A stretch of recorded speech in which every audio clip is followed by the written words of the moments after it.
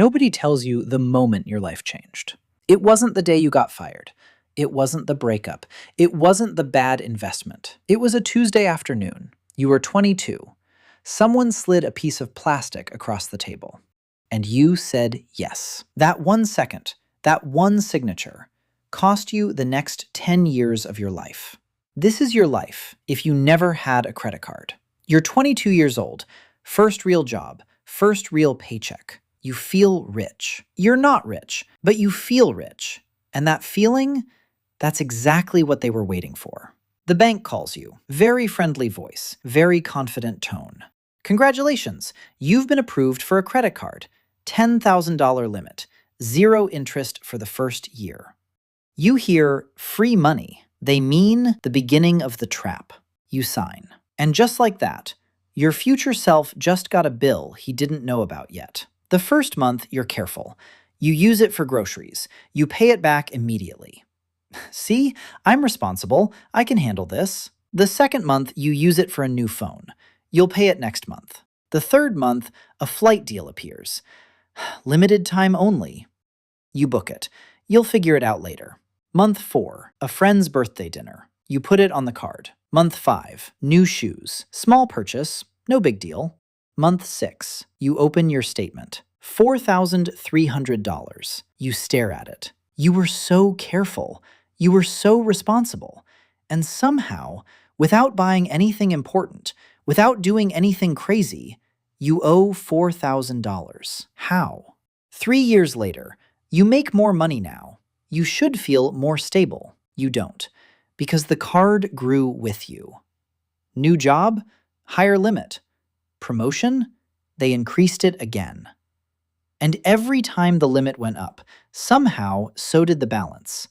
You're not struggling, but you're never free either. Every month you pay the minimum. Every month the interest charges appear. Every month you tell yourself next month you'll pay it all. Next month never comes. Here's the number nobody shows you. You bought a couch for $800 3 years ago. You're still paying for it. With interest, that couch has now cost you $1,400. You don't even like the couch anymore. Here's what the bank understood about you before you understood it yourself. When you pay with cash, your brain feels the pain of spending. It hesitates, it questions, it sometimes says no. When you pay with a card, that pain disappears completely. Studies show people spend an average of 47% more when paying with a credit card versus cash. 47%. Not because they planned to, not because they wanted to, because the pain was gone. And there's something else nobody tells you. Your credit score. That number they told you was so important. That number you needed the card to build. It works like this. Good credit score equals you can borrow more money. More money borrowed equals more debt. More debt equals more interest paid to the bank. The whole system was never designed to help you. It was designed to keep you just comfortable enough to keep paying. Now imagine a different Tuesday. Same age, same job, same paycheck.